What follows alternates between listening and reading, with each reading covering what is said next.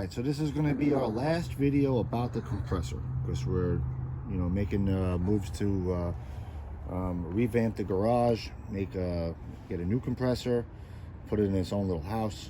So for two reasons: we don't have to listen to it, A, and B, I don't ever want to stand next to one again. So we've gotten a few questions and comments. One would be the pressure release valve. So it was in functional working order, but the question we got was it blocked by rust? The answer to that question is I don't know. So the air outlet was here. So if it was blocked by rust, it would be at the valve. So we're going to take it out and we're going to look at it, because it is possible that the pressure release valve was blocked by rust. I do not believe so. It is in working order, and I can see daylight through it when I pull it open. So the answer to that question is no, the pressure release valve was not blocked with rust. Another question was it the mechanism cycling to the point where it wouldn't shut off? The answer to that question is no. The unit was not running when it blew up, so it had cycled off. So I believe all that was in working order. Another question that we had was it one of those cheap Chinese compressors? The answer to that question is no. It was a Husky, made in America unit, and it was ASME certified, and it was a quality unit. I do believe now, in retrospect, looking back, that the unit was overused for many years, and sometimes you just don't know until you find out the hard way. I used the absolute death out of this unit. So there's a couple other questions that we had, so we're going to flip it over and we're going to look inside it. So some of you guys have sent comments that I welded the drain bung. That is true. I did weld the drain bung. Looking back, very bad idea. I will never ever weld a pressure vessel ever again in my life. That was my key to understand that this tank was compromised, and being a human being, I missed it. So that is my mistake. I take responsibility for it. Someone had already asked me that there was another hole in the tank right here. So this is actually where the wheels and the straps were mounted to, and when the thing exploded, it pulled that weld right off. So this was not a hole until it blew up. Someone had also said that the seam itself didn't fail. It was the metal right next to the seam that failed. Well, you have to seam it someplace. So the answer to that question would be, in my view, it's the seam. But yes, it is the metal next to the seam.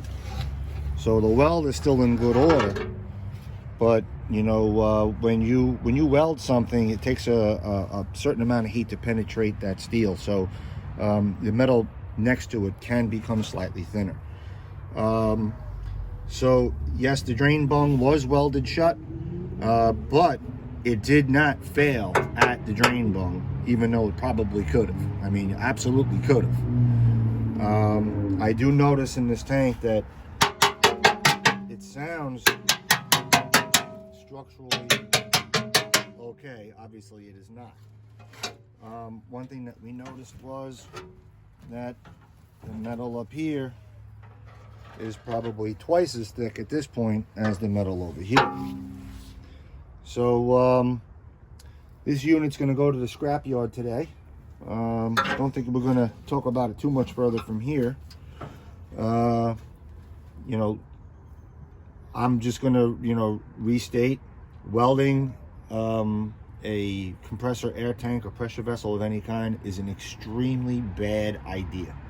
So at this point, I know you can sonic test them.